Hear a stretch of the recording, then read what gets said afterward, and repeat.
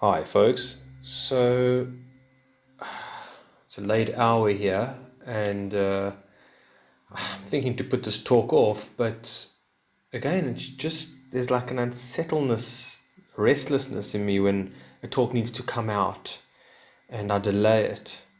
And it's funny because like sometimes some talks that I want, subjects I want to talk about aren't yet ready to be spoken about, and no matter how hard I try and push on them, they don't come out.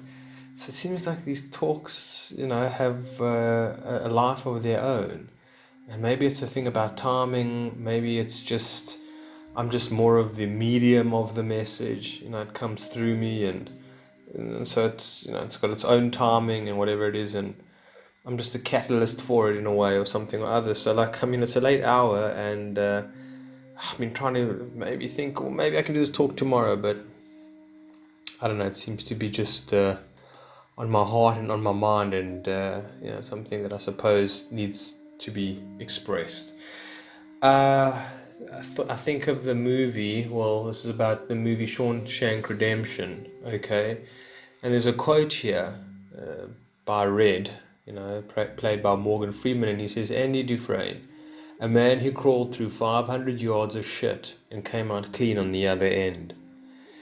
And I mean, we all remember that scene most likely, okay, where he's escaping from the prison, Andy, and the only way that he can get out of the prison is by going through the sewage tunnel, okay, and it's, how vile it is. I mean, remember this scene, and he, pukes a couple of times or whatever it is, but this is what lies with between him and his freedom, okay, and so Andy, in that tunnel, while he's climbing through the filthiest of raw sewage you can you imagine him thinking to himself at that moment, what a divine being he is? How blessed he is, how fortunate he is, and whatever it is, how well taken care of, how everything's got a purpose, it's all for, and being in that, in the pitch darkness of it. I think he might have had a torch, but I mean, you can just imagine, right? And so you just imagine that, and imagine, even in the beginning and starting off, like where you can't even see the end in sight, there's no light at the end of the tunnel, you're just crawling and crawling, and what I'm saying is that I think that's a great analogy for this journey that we are on, and each person in their own particular circumstance, is that you're having to crawl and climb and make your way through the sewage, okay, in order to come clean on the other side. Now, some will say, well, it's an issue of burning of karma. That you've got to go through this, because of things that you've done in the past, and you've hurt others, you've hurt whatever it is, you've done damage, and so this is a cleansing and purification, which could be true to a certain degree. But I don't think it's always a good way of looking at it. I think it's more than that. I think it's more so than that. I think it's about one's own liberation, right? It's the soul's liberation through the flesh, through the material, right? Through the challenges, through the obstacles, through the fears and whatever it is, for the sake of, first and foremost, for that soul, okay, in order to make that journey. And so this is the paradox of life that we're dealing with here. It's like, shouldn't the journey be beautiful? And in a way, this is what's this is the paradox, is that the beauty is in the pain. The beauty, the magic is in the tragic. Now I'm preaching here, and these are words that I can't necessarily, I'm trying to live up to, but it's not easy whatsoever. But that the tragic is the magic, that the beauty is in the pain. That even going through the raw sewage, okay, in Andy Dufresne's experience, is still part and parcel of his own liberation. And not just that, but a strong message that he's sending to all of those other people that are still incarcerated, right?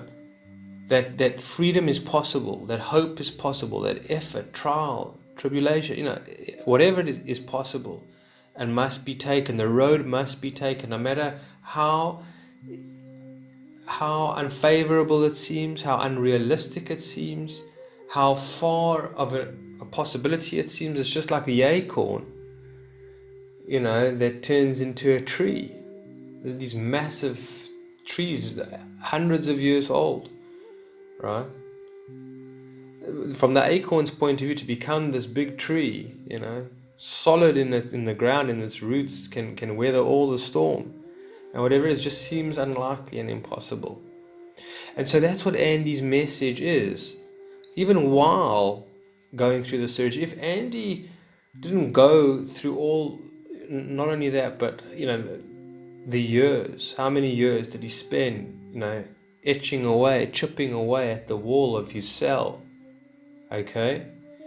And then getting rid of the evidence in the courtyard or something like that, bit by bit, inch by inch at a time. If he didn't have such an exhausting and relentless and somewhat sometimes hopeless, what it looked like, and in vain efforts, if he didn't have that, then the escape wouldn't have been as so meaningful, as so significant. Okay, for all the others, for all the inmates, not only that, for Andy himself. Okay, let's say one of the guards left the front door of the prison open or something like that by mistake, and Andy just walked out. Where's the heroism in that? But the heroism is also in the fact that, Andy managed to stay alive in the prison, that Andy managed to educate other inmates, that he managed to play a beautiful song. I don't know if you remember that scene, where he played that the beautiful, against, he locked the door, if you remember, and he put one of the vinyls on the record or they play on, and he plays something. The Italian woman, I remember, Red used to said that we don't know what those women were speaking about, but it was so beautiful, and it was like a bird that flew into a cage or something like that, just something that, and we didn't feel the walls anymore. And that's this transcendental moments, that's the mystical moments that Red is talking about. I do have it here on the computer somewhere, but it's, switched off now. But that's what Red's, so that's what Andy brought to the inmates. He brought hope, and they didn't want to know hope. He brought meaning, he brought fight, and against all the odds, and that was Andy's message. And so that's the beauty and the pain, is that Andy was accused of murdering his own wife and putting in jail for I don't know how many years, the majority of his life. And yet against the odds, in the tragic, he turned it into the magic, right? And to live to tell the tale afterwards, in a sense, he found his own freedom. And so you see, this is the paradox. This is the paradox that each individual on this journey finds themselves in. And myself, from time to most times, actually, not just from time to time, when it's just so arduous, it's just so challenging, it's just you just feel so disconnected. You just feel, again, when you're in the rawness, the raw surge of life, in that tunnel, you just can't comprehend, you just can't relate to the bigger picture of what is unfolding here, of what is going on. It seems completely unrelated and unconnected, just in vain. It just seems purposeless, right? And it just seems like unbelievable, overwhelming, unjustified suffering. And again, you can't see the beauty in it. In certain moments you really, really can't. Okay? And in those moments, one just needs to push on, right? In the hopelessness, and when you can't see the light at the end of the tunnel, right, is that you just push on. You don't understand it. This is the problem, and this is the element of faith that needs to come in, is that when you're dealing with the smell, the detritus, of the raw sewage, when you're in it, right, your body in it, your senses are in it, it's all around you. You can't even go back, like you can't go back into the cell. Let's say for Andy, you can't. You're moving forward, but when you're in it, so you're trapped. You see, that's another thing as well, is that when you leave Plato's cave, when you're on the path of individualization, on liberation, right? On moksha, in a way, yeah, whatever, that you realize you can't go back, because how absurd it would be for you to start backtracking in that in that tunnel of raw sewage, right? Through all your efforts, it's already been done. And not only, and you're going to let yourself down, and you'll have no story to really tell, in a way, right? And you've imprisoned yourself, and that's why, right? I mean, you feel the anxiety of it. You feel in no man's land a lot of, times, confused, but you also feel that there is some kind of destiny, which is maybe the shape of the tunnel. I mean, that's what you're working on. You give appreciation, the fact that the tunnel is guiding you. You're using the tunnel because it's confined to get to your destination. That the tunnel, which is enclosing you within the raw sewage, okay, within the darkness, within the putridness, right, within the vileness, right, is actually guiding you to your destiny, your destination. But it's confining, isn't it? But so you give appreciation, because otherwise, if there was no tunnel, right, in a way, let's say you were just randomly in some kind of swamp, or which is massive, or forest, and you didn't know how to get out. You see, you didn't know how to get out, which way it was. You're just going in circles and circles and circles. And so there's an element of direction, that is implied from beyond your awareness.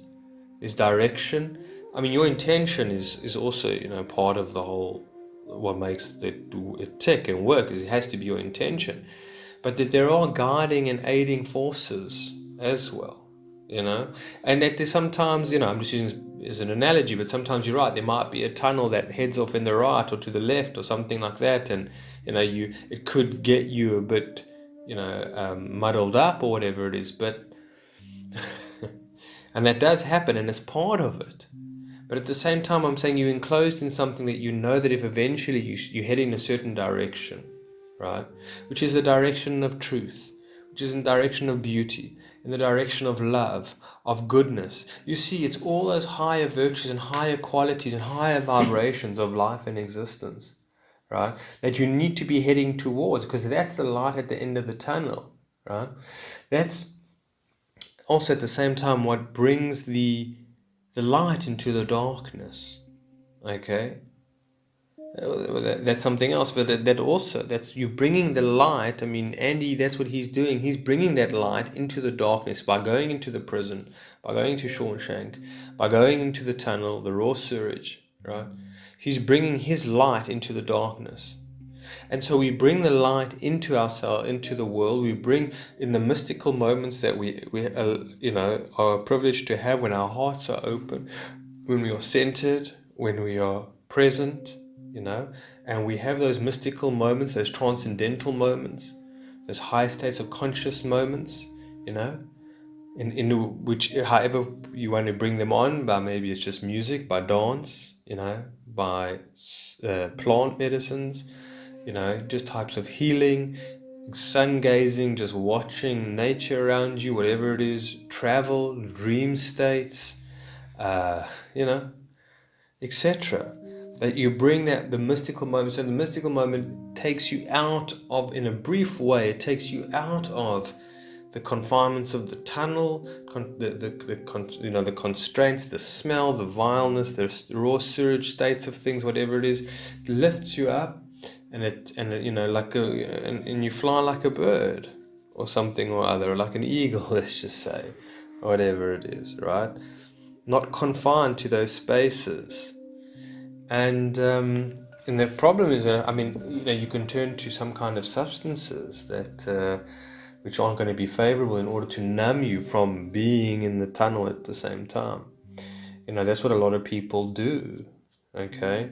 Anyway, so there's more I want to be talking on about this in regards to just the paradox of life, because there is a massive element of raw sewage in all of this. Okay, And it can be like, well, mom's a narcissist or dad's a narcissist, or it can be sexual abuse, that you've received, whatever it is, traumas of all kinds. It's nature itself, right? I mean, babies with bone cancer. I mean, it's just, world wars, pogroms, what do you want to call it? Natural disasters of all kinds, whatever it is. Evil people leading the world astray, or even if there are people or whatever it is, darker elements, darker spirits, whatever it is, great deceptions, etc. It's for real. It really is for real. And so it's not to be taken for granted, and not to be overlooked, and not to be denied, of course, as well. That that's why there's a hell of a lot of darkness. There's no question about it. But that's just the nature of it, right? And there's a nature of perplexity and complexity in a certain way, and mystery, right? And paradox. And I want to get into another talk in regards to a quote from Forrest Gump, actually, where let me just start my laptop here, this noisy laptop of mine. I saved it just before here. It says, Forrest Gump says, "Jenny, I don't know if Mama was right, or if it's Lieutenant Dan. I don't know if we have a destiny, or if we're all just floating around accidental like on a breeze. But I think maybe it's both." Okay? And so that's, again, the paradox of what we're talking about, that I want to do another talk on as well. But it's very much a paradox. And so for myself, ending off on this is that I, a lot of the time, forget where I've come from, what I'm a part of, what I'm doing here, and where I'm going, right? And what's this all about? When I'm in the humdrumness, in the mundane plane, okay, the mundane plane of things, when I'm in the thick of it, I'm convinced by it, utterly and completely, by the repetition of it, by a lot of the dryness of it. I'm just saying the people around me, right? Where it just seems that it's, the mundane plane, you know what I'm talking about, right? Whether it be the advertising, whether it be, the news, whether it be just people and egos and mask wearing and superficiality and materialism and, whatever it might be, a fear of all kinds and stresses of all kinds and machine-like mentality, whatever it is, and or civilization, if you want to call it like that, unconsciousness, you name it, you just name it, you name it, and it's dime a dozen, and so you just feel sometimes so trapped. So, and it's just going around. Time goes by very quickly, but it also just seems sometimes that it just seems to be this way, and it just seems to be continuous in a sense, and it doesn't sometimes get better, maybe from external point of views, although you can make it better. I do believe you can, right? I do think you can. But you know what I'm saying? It's like, well, the world is just going to continue being overpopulated, and there's going to be more traffic on the road, and there's going to be more high-rise buildings, and there's going to be less space in nature, and there's going to be more pollution. There's going to be, and there's going to be, more need to, I'm saying, you know what I'm saying, to endure life the way that it is in today's world. The separation from good people or conscious individuals, and you on your own little island, a lot of the time dealing and facing with all these challenges in a world that is very estranged, and you feel like a stranger to it. You can't relate. It doesn't, it's vicious. It's uncaring, it seems, which it is uncaring, and governments are very uncaring. It just seems like, well, I rocked up on the wrong planet. I'm not supposed to be here. It was a mistake. Things like that. You start feeling it. It's like, oh man, I wish it could have been better. I wish it can be better. What if this? What happens if, whatever, and certain things can be better, but sometimes it's like, you just have to face the music of your particular circumstances. And so for myself, I'm often losing myself, and it's hard. I mean, it's hard. It's because, like, I have to consider all people and all experience, like people that are in, their bodies are giving up on them. They're living in severe pain, right? I mean, I'm going to take that into consideration as well when I'm doing my talks, not to be insensitive, to understand and appreciate that for each person, right? I don't know, a 16-year-old, girl who's living with two narcissistic parents, and, the abuse or whatever it might be, okay. But I'm just saying, from all of us, right? It's one thing we talking about ourselves, but for each one of us in our own particular circumstances, that we can try and constantly, whenever we need to, be able to,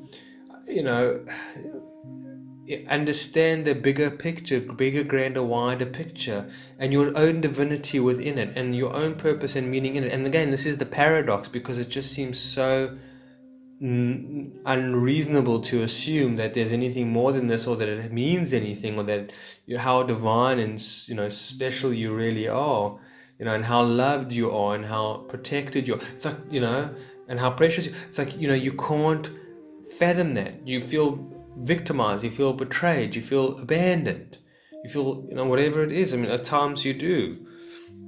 You feel helpless, right? You feel lonely, you feel desperate, okay?